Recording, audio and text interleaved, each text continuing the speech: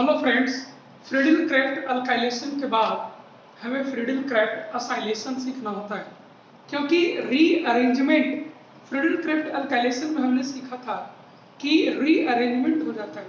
अगर कोई कार्बोकटाइन रीअरेंजमेंट जा सकता है तो रीअरेंजमेंट जाने के बाद ही प्रोडक्ट आपको मिलता है, उसमें अनडिजायर्ड प्रोडक्ट भी मिलने लग जाता है। तो अगर हम कभी चाहें कि स्ट्रेट चेन को डायरेक्टली बेंजीन रिंग से जोड़ना है विदाउट एनी रीअरेंजमेंट, तो ऐसे केस में डिफिकल्टी हो जाता है। पर इसी के लिए एक और तरीका दिया गया है जिसको हम लोग फ्रीडल क्राफ्ट असाइलेशन कहते हैं। क्या कहते हैं? फ्रीडल क्राफ्ट असाइलेशन रिएक्शन कहते हैं।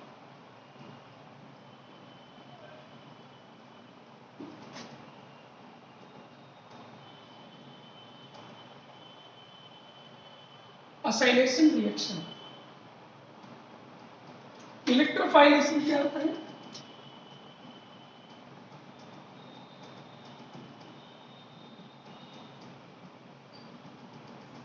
इलेक्ट्रोफाइल इसमें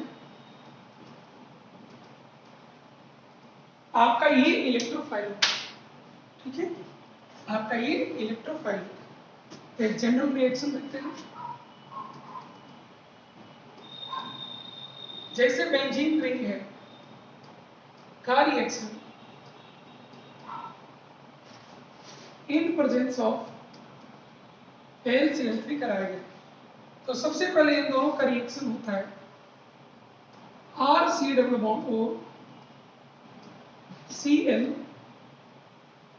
AlCl3 del minus and del plus बनता है। ये आपको RC double bond O plus plus AlCl4 minus बनता है। कहिएगा कि ये कैसे बन गया? ये आपका रेजोनेंस स्टेबलाइज्ड है, ठीक है। RC triple bond O plus, ये रेजोनेंस स्टेबलाइज्ड है, ठीक है। इसी में हम लोग को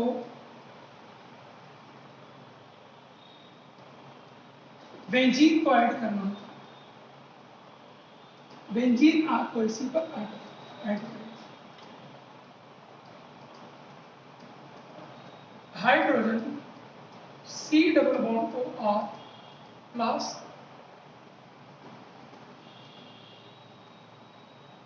ये आपको दे देगा double bond C double bond वो R प्लस H प्लस, ये H plus AlCl4 minus reaction करता है और आपको AlCl3 एंड HCl देता है। क्या आपको देता है? AlCl3 एंड HCl आपको प्रोड्यूस करता है। इसको हम लोग फ्रीडल क्राफ्ट असाइलेशन रिएक्शन कहते हैं।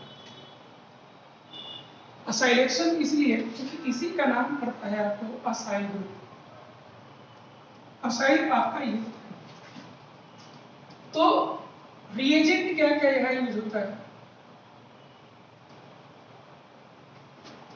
तो रिएजेंट आपको है, पहला रिएजेंट है RC double bond OCl plus Lewis acid. दूसरा रिएजेंट है कोई कार्बोक्सिलिक एसिड ले लीजिए in presence of H plus. अब तीसरा रिएजेंट ले लीजिए कोई एनहाइड्राइड ले लीजिए और इसके साथ लेविस एसिड वगैरह आप ले लीजिए, ठीक है, एनहाइड्राइड।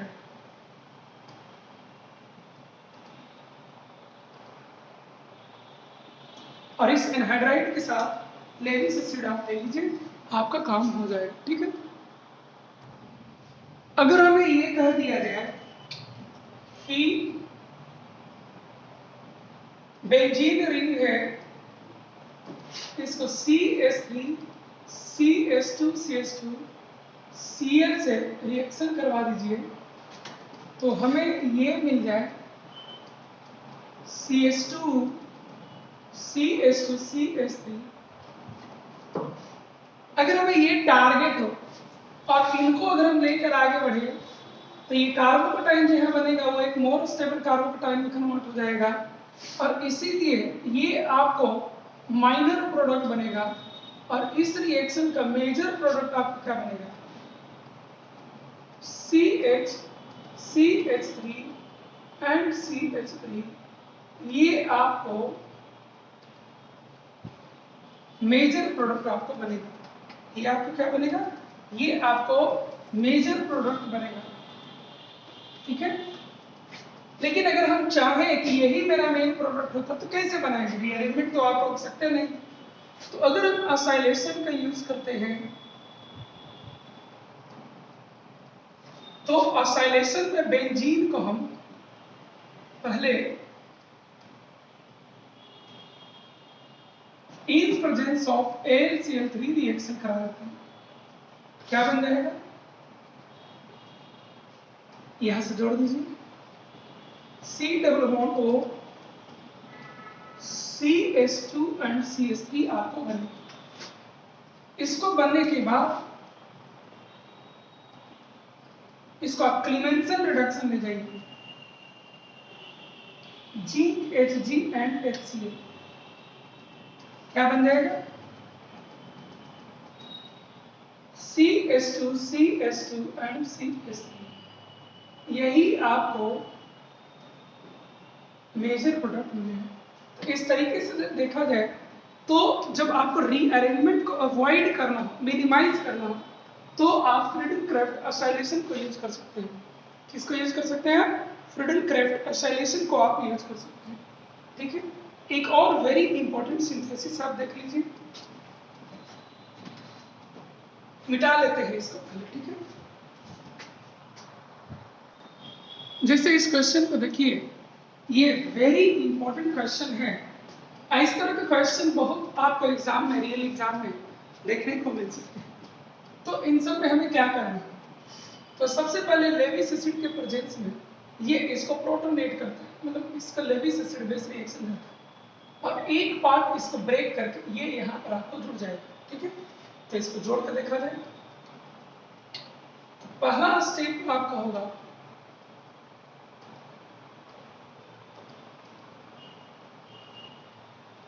इसको जोड़ दीजिए आप, C double bond O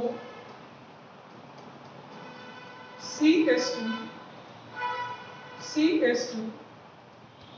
C double bond O AlCl3,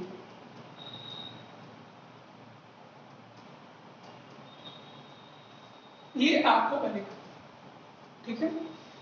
ये अगर A है, ये B है, C है, D है, E है, F है, तो हमारा A है। इसके बाद GHG कौन HCl जब यूज करेंगे, क्लीमेंसन रिडक्शन है बाबू, तो ये पार्ट तो कीटोन है, रिड्यूस हो जाएगा, एसिड इस पार्ट को प्रोटोनेट कर देगा और आपको बन जाएगा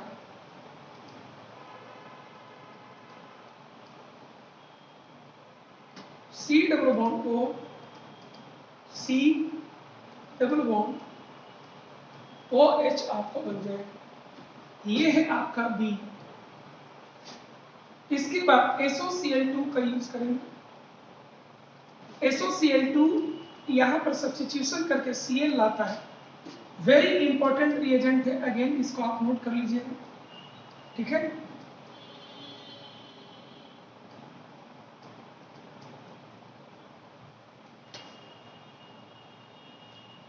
C डबल बॉन्ड O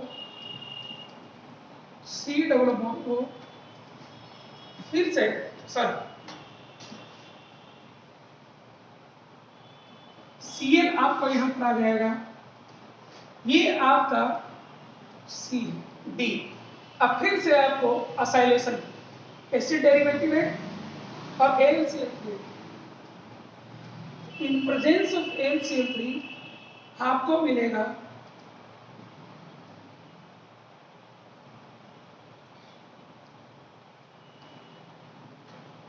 देखिए मिस्टेक कर गए, क्लीमेंसन रिडक्शन में ही आपको रिड्यूस हो जाएगा, क्लीमेंसन रिडक्शन में आपको ये रिड्यूस होगा और ये आपको एसिड में कन्वर्ट हो जाएगा। तो इसको रिड्यूस दिखा दीजिए,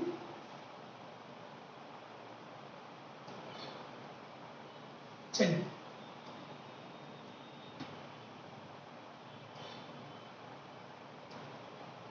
सी डबल बॉन्ड को ये बन गया, ये आपका है डी। इसके बाद फिर से क्लीमेंसन ले लेंगे, ये भी रिड्यूस हो जाएगा।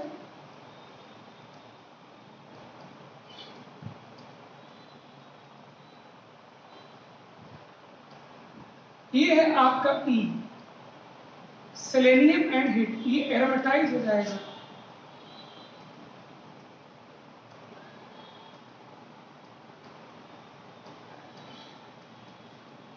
ये आपको F बन गया। तो सबसे पहले आपने क्या किया, AlCl3 यूज किया, ठीक है, असाइलेशन यहाँ हो जाएगा और एक यूनिट फ्री हो जाएगा।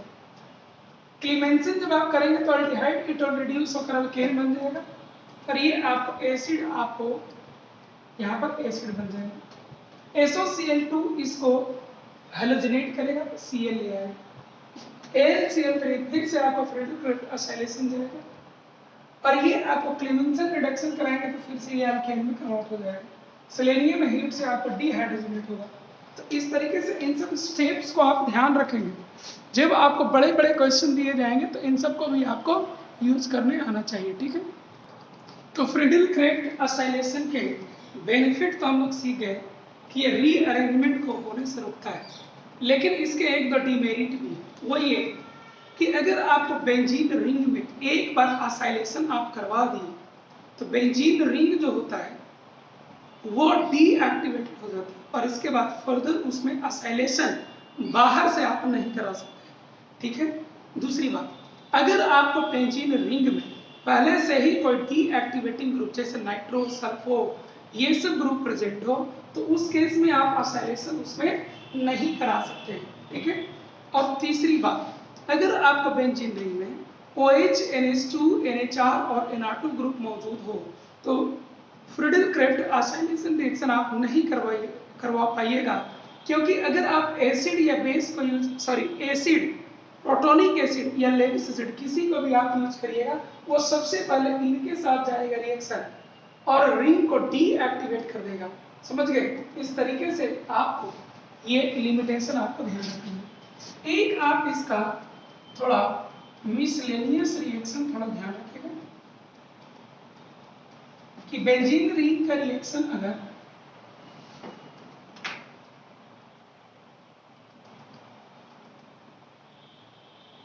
C double bond OCl, C double bond OCl, ठीक है,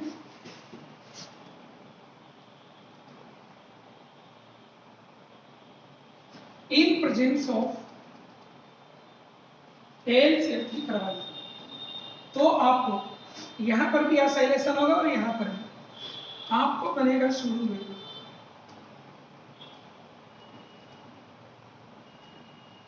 C double bond O, C double bond O। यहां पर एक रिएजेंट यूज किया जाता है NaHgHCl, ठीक है।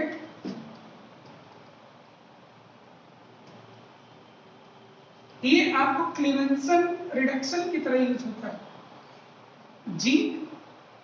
GHgHCl, तो ये सोडियम HgHCl यूज किया जाता है और रिड्यूस होकर के आपको ये प्रोडक्ट आपको देता है। इस चीज को आप थोड़ा ध्यान रखिएगा, ये स्पेशल है। एक हमें यहीं पर सीखना होता है Gattermann-Koch aldehyde synthesis.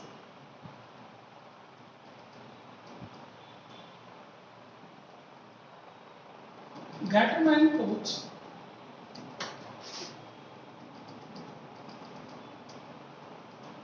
Aldehyde synthesis, Gattermann-Koch aldehyde synthesis, जिसमें रिएजेंट आपको यूज होता है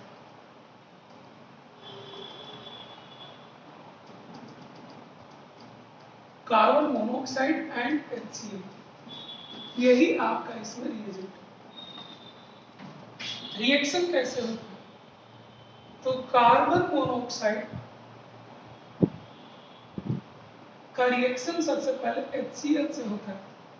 ये H इस निगेटिव कार्बन से जुड़ेगा, ये हाइड्रोजन है, पार्शियल पॉजिटिव चार्ज करेगा, ये पॉजिटिव चार्ज इससे आके जुड़ता है, HC triple bond O plus बनाता है एंड Cl माइनस हट जाता है।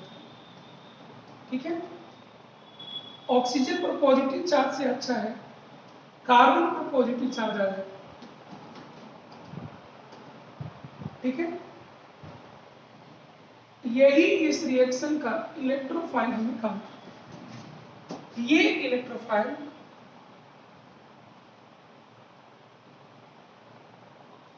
बेंजीन रिंग से आकर जुड़ता है।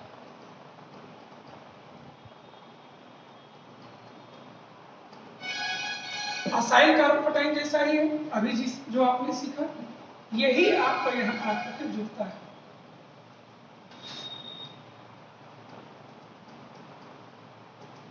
H C double bond OH positive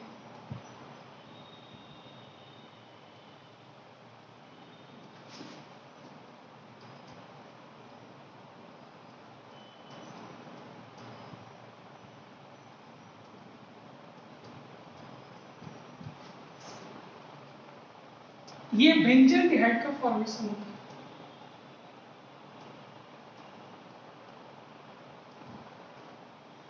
ये बेंजल्डिहाइड इसका कॉमन नेम है। आईपेक में क्या हो जाएगा इसका नाम?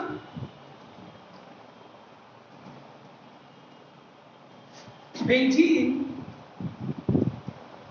कार्बोल्डिहाइड, very important compound, very much important compound है, इसको आप ध्यान रखें। अब आप देख सकते हैं कि बेंजीन से आप सीधे बेंजल्डिहाइड को आप बना सकते हैं। इसको आप चाहें तो और फर्दर काम में आप यूज कर सकते हैं। ठीक है, एक और सिमिलर रिएक्शन होता है जिसका नाम दिया गया है Gattermann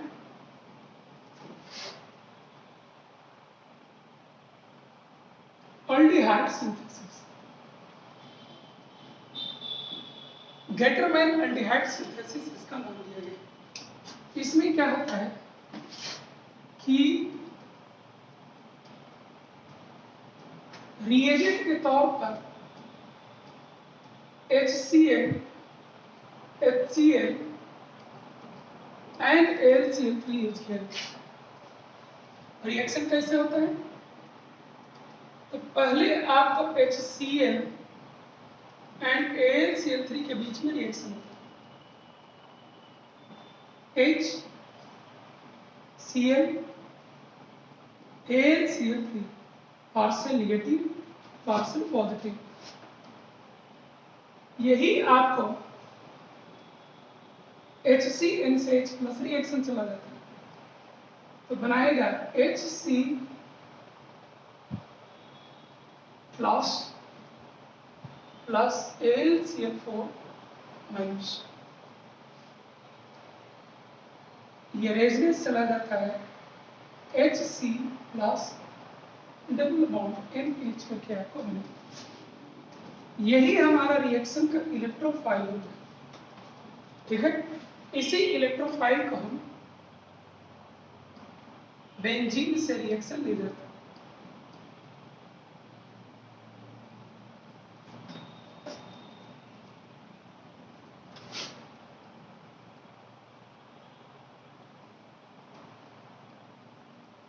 hydrogen CH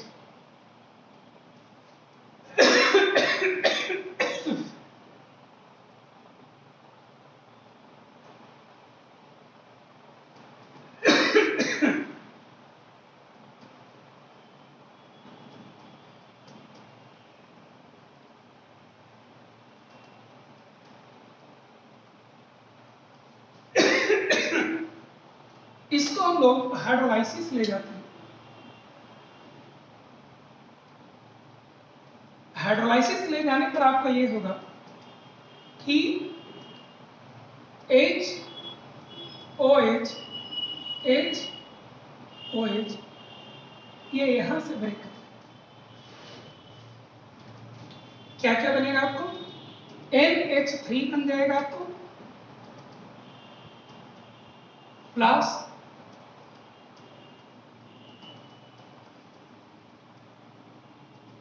CH and OH। एक कार्बन पर 2 OH लेस स्टेबल होता है, H2O बाहर निकल जाता है,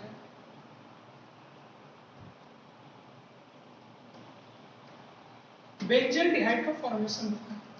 किसका फॉर्मेशन होता है, बेंजल्डिहाइड का फॉर्मेशन होता है। तो ये दोनों reaction Gattermann coach aldehyde synthesis हो या गैटरमैन एल्डिहाइड सिंथेसिस हो, इन दोनों को भी आप ध्यान रखिएगा, इन दोनों के एंड में आपको बेंजल्डिहाइड का ही फॉर्मेशन होता है, ठीक है। एक और इंपॉर्टेंट टॉपिक सीखना होता है यहाँ, जिसको हम लोग कहते हैं ऑर्थो-पारा रेशियो।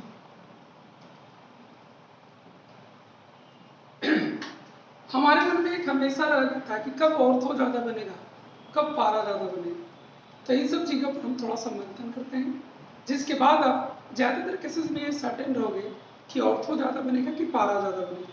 लेकिन केमिस्ट्री है, यहाँ हर चीज सर्टेन नहीं होता है, ठीक है। चलिए, ऑर्थो बेटा, ऑर्थो बाय पारा रेशियो होता क्या है कि जैसे ये बेंजीन रिंग है,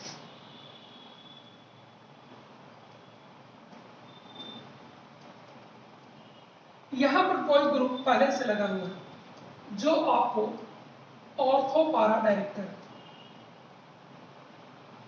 जो क्या है आपको ऑर्थो पारा डायरेक्टर है। तो इनकमिंग इलेक्ट्रोफाइल को वो ऑर्थो पर भी डायरेक्ट होता है या पारा पर भी डायरेक्ट कर सकता है। आप खुद देखो, रेजोनेंस का एक्सटेंट दोनों जगह पर होता है, लेकिन जब ये इलेक्ट्रोफाइल यहाँ पर अप्रोच करेगा, इलेक्ट्रोफाइल जब यहाँ पर अप्रोच करेगा तो इसके और इसके बीच में वैन डर वाल रिपल्सन काम करेगा, और इसीलिए इसका ऑर्थो पर अटैक का जो एक्सटेंट होता है वो कम होता है, और जितना ऑर्थो कम होगा पारा उतना ही से ज्यादा हो जाता है। तो इन जनरल जब देखा जाए तो पारा पोजीशन पर सब्स्टिट्यूशन ऑर्थो से ज्यादा होता है। इस बात को नोट कर लिया जाए।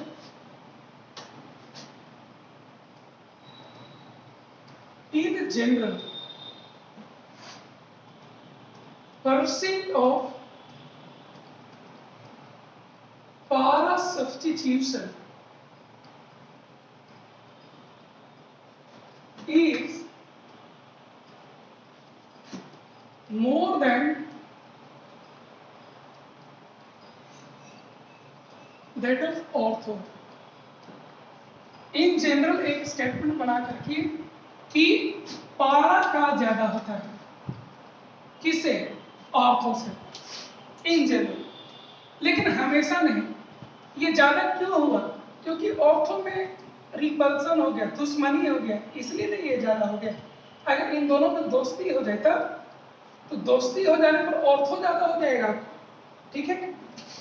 Point number 2, in case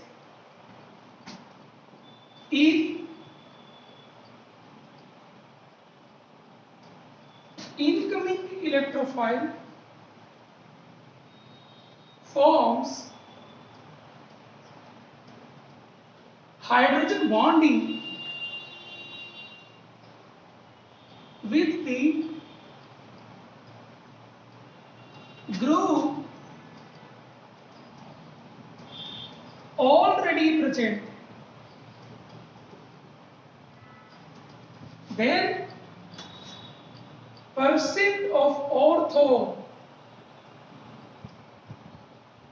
will be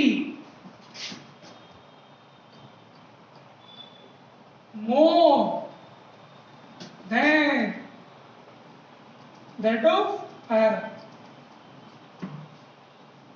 अगर इन दोनों में दोस्ती हो जाए तो ऑर्थो ही ज्यादा होगा। फॉर एग्जाम्पल, एक वेरी इंपॉर्टेंट रिएक्शन है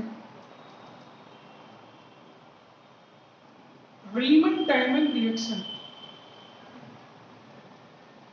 मैं डिटेल में आपको पढ़ाऊंगा आगे। इस केस में फिनॉल का रिएक्शन क्लोरोफॉर्म से कराया जाता है in presence of A base.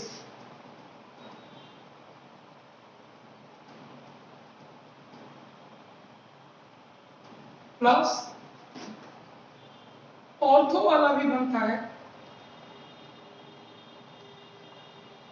और पारा वाला भी बनता है। तो इसमें एक्सपेरिमेंटली देखा गया है कि जो ऑर्थो वाला होता है वो इंट्रामॉलिक्यूलर हाइड्रोजन बॉन्डिंग के कारण मेजर प्रोडक्ट बनता है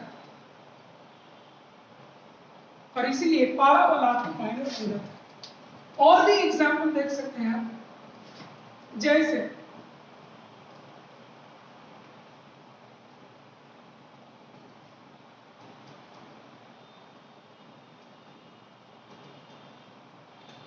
नाइट्रेशन करवा दीजिए,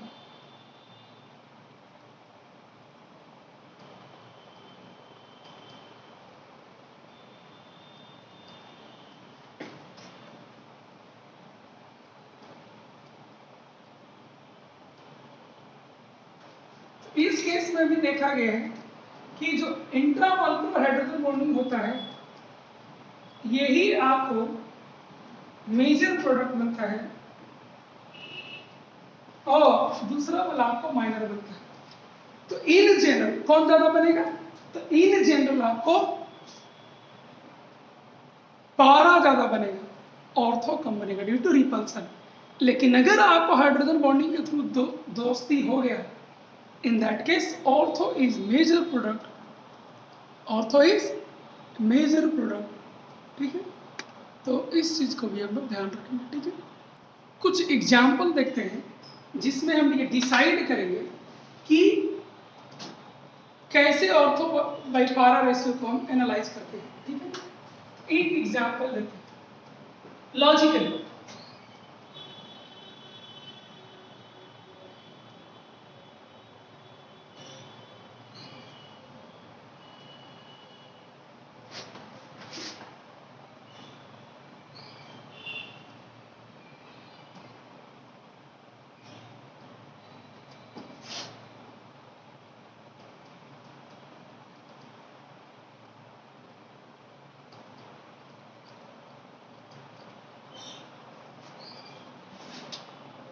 ये आपको है, मान लेते हैं 100 मॉलिक्यूल्स इन तीनों पे लिए गए।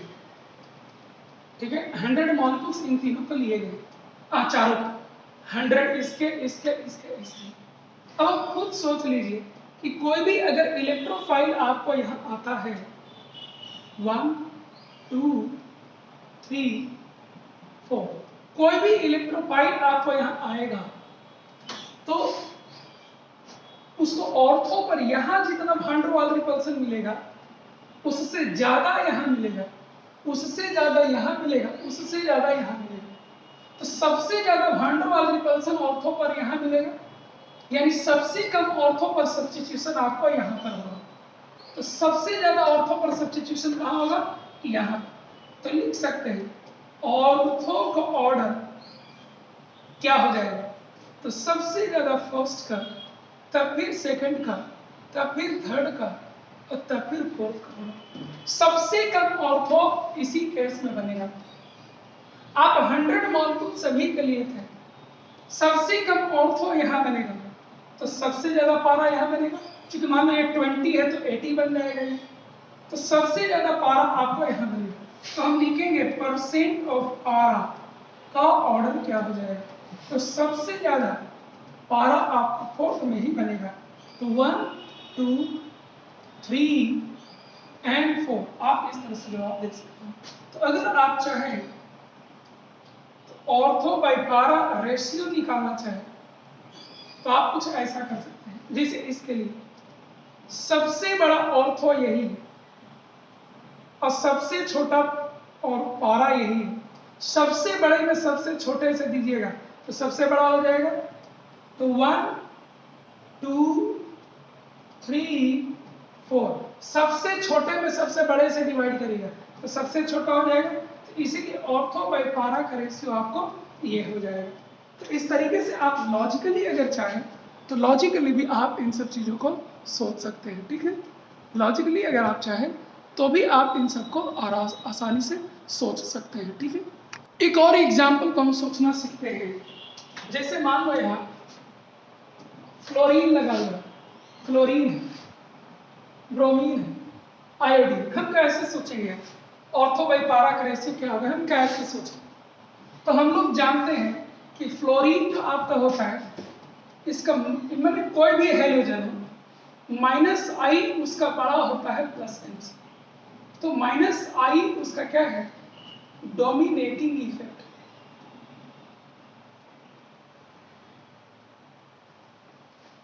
माइनस आई क्या है, डोमिनेटिंग इफेक्ट है। तो इसके हिसाब से देखा जाए तो माइनस आई सबसे बड़ा कौन शो करेगा, fluorine, chlorine, bromine, then iodine.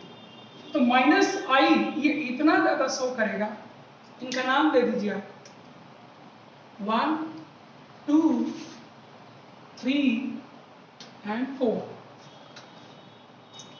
ये इतना ज्यादा माइनस आई शो करता है, खास करके इस पोजीशन पर कि यहां पर सब्स्टिट्यूशन काफी कम आपको होगा, तो काफी कम होगा, ठीक है। इससे कमजोर माइनस आई ये शो करेगा, तो इससे यहां सब्स्टिट्यूशन ज्यादा होगा। तो परसेंट ऑर्थो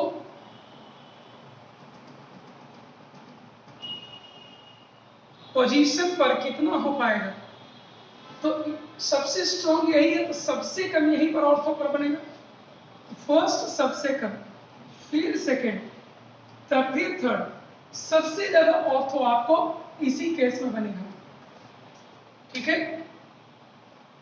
इसके बाद आप एक चीज देखिए, परसेंट ऑफ पारा पोजीशन, जहां ऑर्थो पर कम होगा तो सारा का सारा पारा पर चला जाएगा। तो पहला सबसे ज्यादा, फिर दूसरा, तब फिर तीसरा, और तब फिर चौथा आपको होगा, ठीक है। तो रेशियो क्या हो जाएगा, देर को ऑर्थो बाय पारा रेशियो क्या हो जाएगा, तो सबसे छोटे में सबसे बड़ा से डिवाइड करिएगा तो और छोटा हो जाएगा। तो फर्स्ट से सेकेंड, थर्ड, फोर्थ, इस तरीके से आप देख सकते हैं कि यहाँ ऑर्थो और पारा रेशियो इस तरीके से आपको वेरी करता है, ठीक है। कुछ इंफॉर्मेटिव पार्ट भी यहाँ होते ही हैं जो आपको याद रखना होगा, कि जैसे अगर आपको मिथाइल बेंजीन रहे तो नाइट्रेशन करवाने पर ऑर्थो वाला हाइड्रोजन बॉन्डिंग नहीं करने के बावजूद भी ऑर्थो वाला 58%, जो कि मेजर है ना, और ये आपको पारा वाला आपको माइनर बनेगा, ठीक है। जबकि यही इसी में अगर ब्रोमिनेशन कराए होते तो ऑर्थो केवल 33% बनता, अगर सल्फोनेशन कराए होते तो केवल 32% बनता।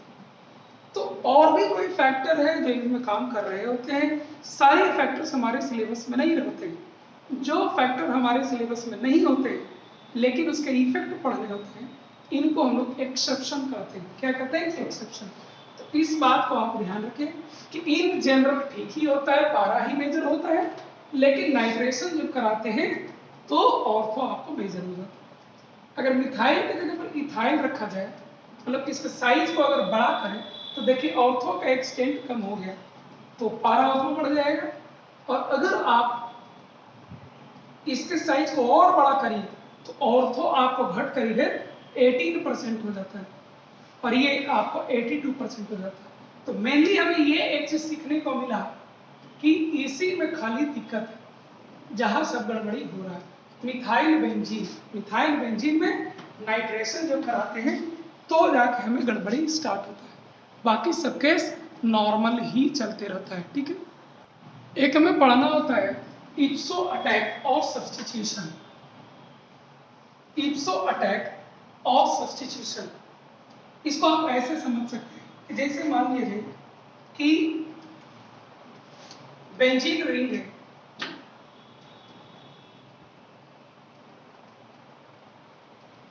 और इसमें पहले से ही SO3H ग्रुप लगा हुआ है। अगर इसको H+ के प्रेजेंस में रिएक्शन कराया जाए तो ये इलेक्ट्रोफाइल की तरह आपको अटैक करता है।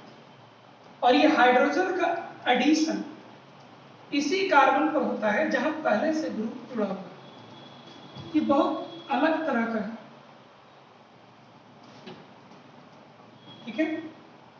हाइड्रोजन का एडिशन, इलेक्ट्रोफाइल का एडिशन उसी पोजीशन पर हो जहां पहले से ही ग्रुप जुड़ा हुआ है।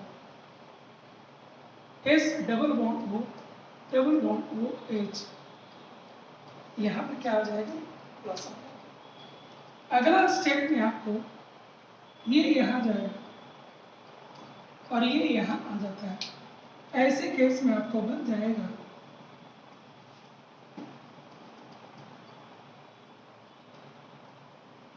हाइड्रोजन का हाइड्रोजन रह गया, बन गया plus S double bond O, double bond O, double bond SO3 बाहर आ जाता है। ये बहुत अलग है। अभी तक हम लोग क्या कर रहे थे कि कोई भी आने वाला इलेक्ट्रोफाइल जहां पहले से ग्रुप लगा हुआ है ना, उसको छोड़कर किसी दूसरे कार्बन एटम पर जाता है, ऑर्थो पर, मेटा पर, para पर, कहीं पर भी जाए, लेकिन उसको छोड़कर जाता है। ये एक पर्टिकुलर केस है जिसमें अगर बेंजीन में सल्फोनिक कार्बोजेनिक या टर्शियरी ब्यूटाइल ग्रुप मौजूद हो, टर्शियरी ब्यूटाइल ग्रुप मौजूद हो, तो ऐसे केस में इस तरह का फेनोमेनन ऑब्जर्व किया गया। जहां पर जो ग्रुप मौजूद है वहीं पर इलेक्ट्रोफाइल आकर के जुड़ता है और इवन सब्स्टिट्यूट भी कर दिया जाता है। इसी को हम लोग इप्सो सब्स्टिट्यूशन कहते हैं। Aromatic electrophile substitution, in which electrophile replaces a substituent which is already present in the benzene is known as ipso substitution। कुछ और एग्जाम्पल देख सकते हैं।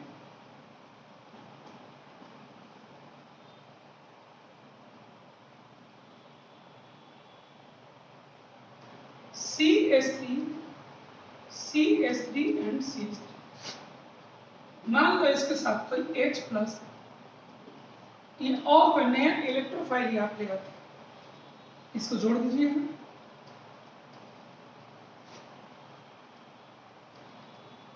प्लस यहाँ हाइड्रोजन, ये इलेक्ट्रोफाइल जो भी लगाइएगा जुड़ जाएगा, और यहाँ पे CH3, CH3 एंड CH3 आपको जुड़ा। अगले स्टेप में क्या होगा आपको कि इसी का इलेक्ट्रॉन यहां पर आ जाएगा, क्या बन जाएगा आपको, double bond, double bond, double bond, यहाँ हाइड्रोजन आ जाएगा और ये आपको बन जाएगा CH3, CH3 and CH3 plus बन जाएगा। इसको CH2 और H बना दीजिए। इंड में आपको मिल जाएगा आइसोब्यूटीन। क्या मिल जाएगा इंड में आपको, आइसोब्यूटीन। इन सबको ध्यान रखिएगा, कभी कभी ये आपके सामने आ जाते रहेंगे। इसको इप्सो सब्स्टिट्यूशन कहते हैं, ठीक है। अगला चैप्टर हम लोग का स्टार्ट होता है जिसका नाम है अल्काइल बेंजीन।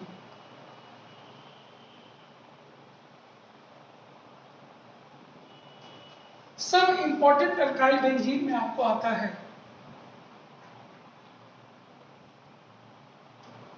CH3 टोलीन, ठीक है।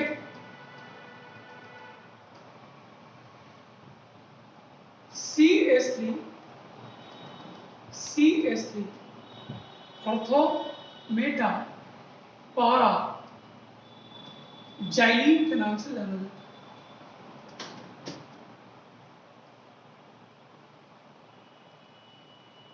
CH3,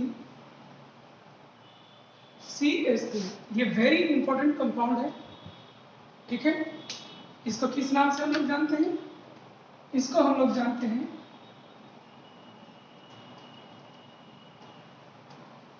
क्यूमीन या आइसोप्रोपाइल बेंजीन के नाम से जानते हैं। CH3, CH3 and CH3 इसको किस नाम से जानते हैं? मेसिटाइलिन फिनोल से। तो ये कुछ इंपॉर्टेंट कंपाउंड है जो अल्काइल बेंजीन में यूज होते हैं। इसके बाद हम सीखते हैं इसका मेथड ऑफ रिप्लेसमेंट।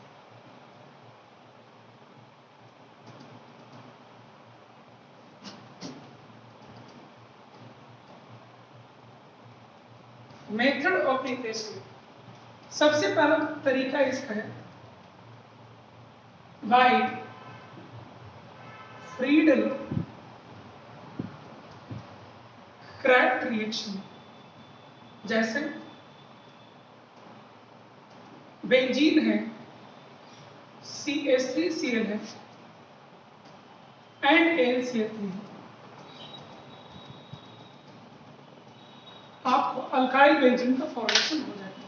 किसका फॉर्मेशन हो जाएगा?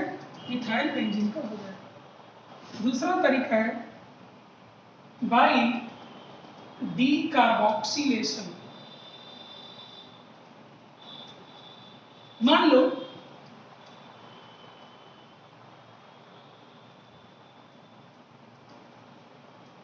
यहां लगा हुआ ऑर्थो मेटा पारा, कहीं भी कार्बोक्सिलिक ग्रुप लगा हुआ है। अगर इसको सोडा लाइम के साथ हीट कर दिया जाए तो CO2 बाहर निकल जाएगा। तो बचेगा क्या आपका? मिथाइल बेंजीन आपको मिल जाएगा। क्या मिल जाएगा आपको? मिथाइल बेंजीन आपको इस तरीके से मिल जाएगा। ठीक है, एक दो केमिकल रिएक्शन भी इसका सीख लिया जाएगा।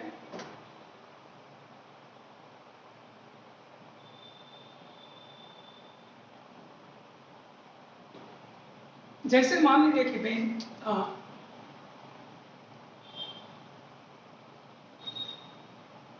मिथाइल बेंजीन CH3Cl के साथ 0 डिग्री सेल्सियस पर जब इसका रिएक्शन कराते हैं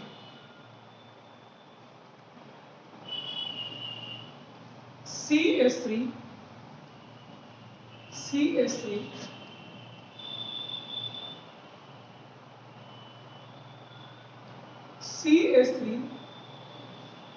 एंड CH3 में मिलता है। ये मेजर प्रोडक्ट मिलता है और पारा वाला हमारा माइनर मिलता है। ठीक है, ये भी आप याद रखिएगा कि इसको करवाने पर 0 डिग्री सेल्सियस पर आपको यही मेजर मिलता है और ये माइनर। जब इसी रिएक्शन को आप 80 डिग्री सेल्सियस पर कराते हैं तो आपको CH3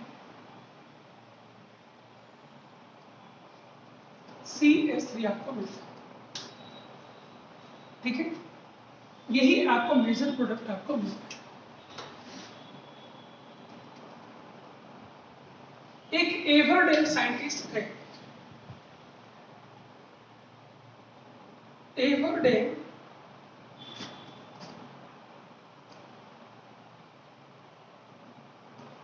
thermo dynamic stability order जो देखा गया वो आपका सबसे ज्यादा स्टेबल होता है, याद रखिएगा MOP, यानी कि सबसे ज्यादा स्टेबल मेटा वाला हुआ। फिर आपको ऑर्थो वाला होता है,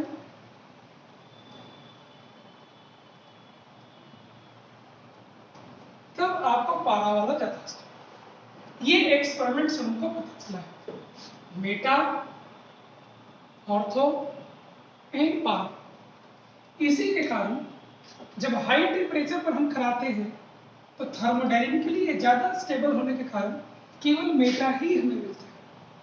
जब 0 डिग्री पर करते हैं जहां थर्मोडायनेमिक का कोई खास मतलब नहीं होता है तो वहां हमें इन दोनों में ऑर्थो ज्यादा मिलता है और पारा हमें कम मिलता है।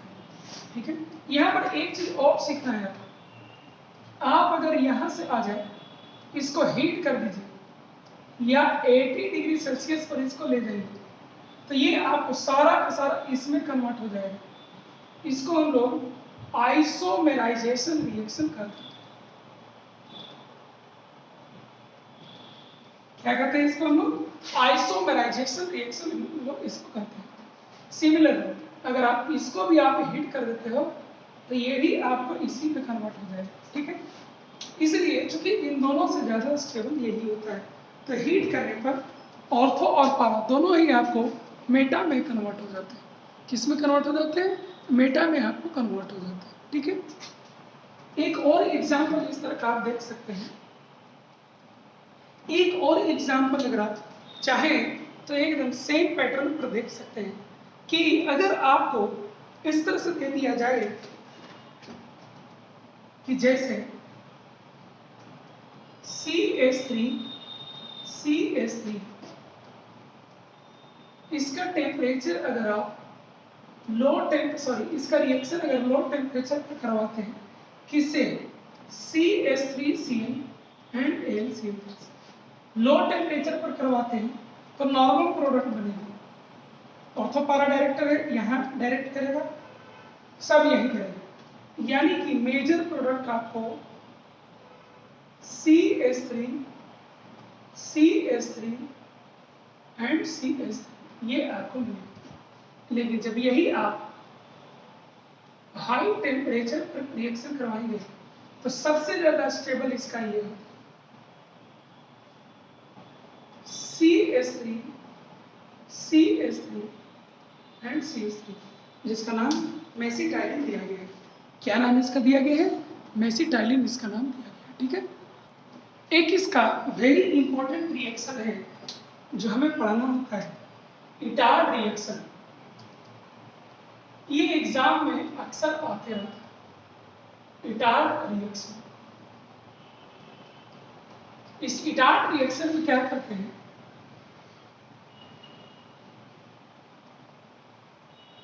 इसका रिएक्शन CrO2Cl2 जिसको क्रोमाइल क्लोराइड का से कराते हैं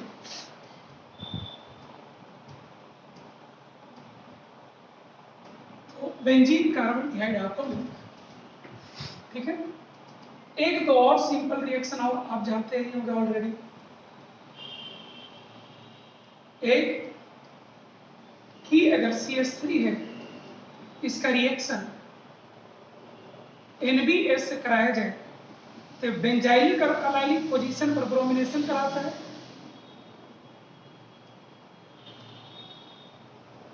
CH2Br बना है। अगर आपको इसके जगह पर CH2CH3 रहे और तब आप अगर NBS यूज कर दें